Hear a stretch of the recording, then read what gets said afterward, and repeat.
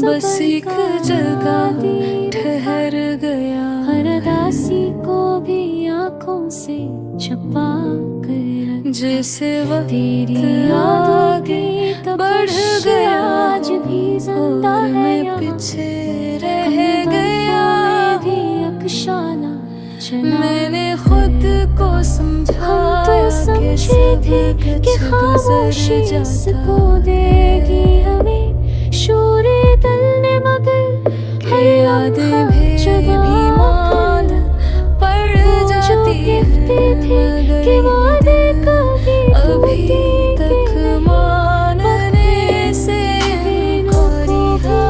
पकड़ा कर रखा। दिन भर की मसरूफियत एक पर्दा बन जाती है, जिसके पीछे मैं खुद को छुपा लेता हूँ, लेकिन जैसे ही तन्हाई आती है, ये पर्दा खुद ब खुद हट जाता है। तू याद आता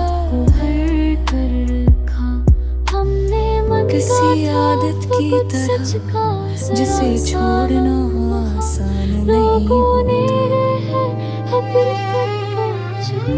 किसी दुआ की तरह जिसे भला ना गुनाह लगता। मैंने रश्तों को अल्फाज में नहीं बांधा,